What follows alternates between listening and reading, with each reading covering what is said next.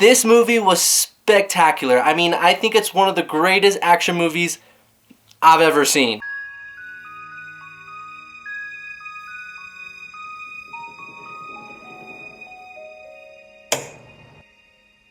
Welcome back to my channel, guys, where I talk about movies. Today, I'm going to be talking about Top Gun Maverick. The buzz around this movie, oh my god, I've never experienced anything like it. I mean, I've felt hype more than this before, but in terms of like word of mouth, the amount of people that are like, you need to go see this movie, you need to go see this movie. Everybody that I follow on YouTube has been making videos that this movie is phenomenal. And obviously it's been delayed so many times, so that's obviously going to add to the anticipation. And don't get me wrong, I was going to go watch the movie. I just wasn't going into it with this level of excitement. And then when everybody was talking about it, I was like, okay, this is going to be a big deal. And we all know that's a dangerous thing to go into movies with high expectations because we can get disappointed. But let me tell you what, I was definitely not disappointed. This movie definitely met and surpassed my expectations. The movie was fantastic. I mean, let's start with what we all want to talk about, and that's the fighter jets. The action scenes in this movie are phenomenal. I mean, the shots that they were able to achieve in this movie is truly spectacular. And even before the movie, there's a little clip with Tom Cruise telling you that they use real F-18s, real Gs, like this is the real thing. There's no CGI, like this is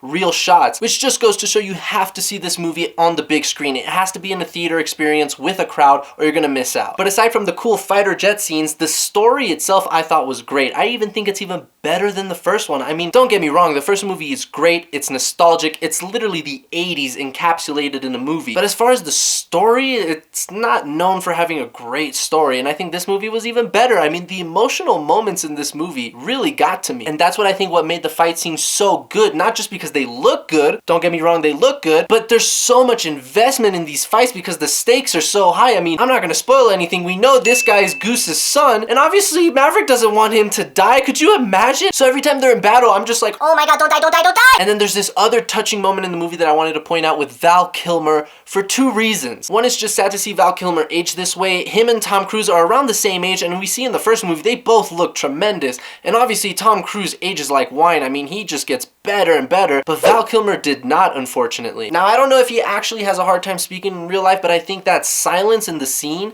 made it so much better. I mean, their conversation felt so much deeper and sad because he couldn't talk. So when he does end up talking, it really hits home because you know it hurts him when he talks. So if he's gonna say something, you know it's gonna be important. Otherwise, he would just type it out on the computer screen. So when he looks at Tom Cruise and then he says, "The Navy needs Maverick," I'm like, the Navy needs Maverick.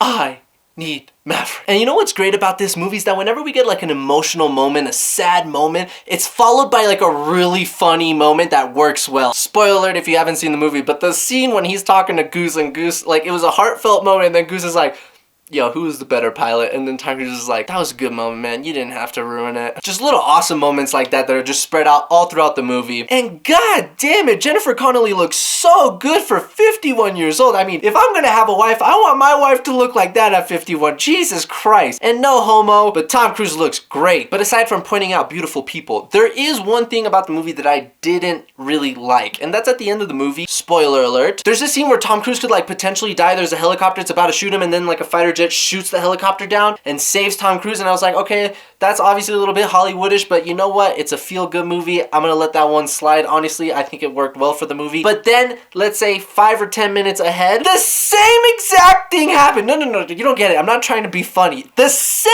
exact thing happens. Tom Cruise and Miles Teller, like they're about to die and someone's gonna shoot them down, and then another jet plane comes and saves them. I'm just like, oh my, that was just, it was too identical. It felt like lazy writing. That's what it was. It was lazy writing. No creativity there, just like literally let's do the exact same thing and let's do it here. It just like, that just got a little bit too Hollywoodish to me because then there's no stakes in the fight. Nobody dies. There's always someone that's gonna come and save them last minute. So that's the only flaw that I can point out in this movie so far. Other than that, I liked it overall. So I'm gonna give this movie a solid A. I actually think it's even better than the first Top Gun. That's my hot take. Let me know down in the comments if you agree or not. And as always, leave this video a thumbs up, subscribe if you're not already, and I'll catch y'all later. Peace.